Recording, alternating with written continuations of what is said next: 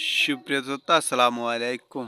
আজকে আপনাদেরকে খুবই গুরুত্বপূর্ণ একটা বিষয় বলার জন্য আসছি।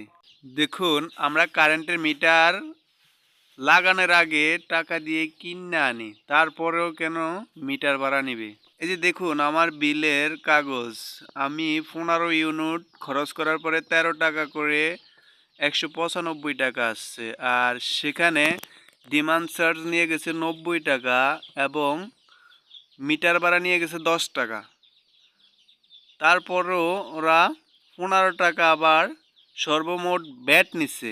এত কিছু ভ্যাট নেওয়ার পরেও তারা আরও ৳৩৩ কি জন্য ধরছে এটা আমি বলতে পারি না। কেন রে ভাই? আমি ৳১৯৫ কারেন্ট পুড়ছি। আমি ৳১৯৫ বিল দিব। কেন এত ভ্যাট দিব? মিটার ভাড়া দিব। মিটার তো আমরা কিনে নিছি, তাই না?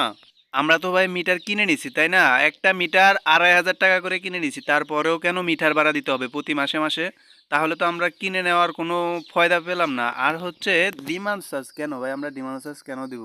ভ্যাট ওই সেই এতে মিলিয়ে আপনার যদি ৳১৪৮ বাড়তি নেয়, তাহলে একটা মানুষের কাছ থেকে যদি ৳১৪৮ বাড়তি নেয়, আমরা বাংলাদেশে ২০ কোটি মানুষ, ২০ কোটি মানুষের থেকে আপনার ৳১৪৮ করে যদি বাড়তি নেয়, তাহলে হিসাব করুন ভাই, ওরা কত কোটি টাকা নিয়ে যাচ্ছে।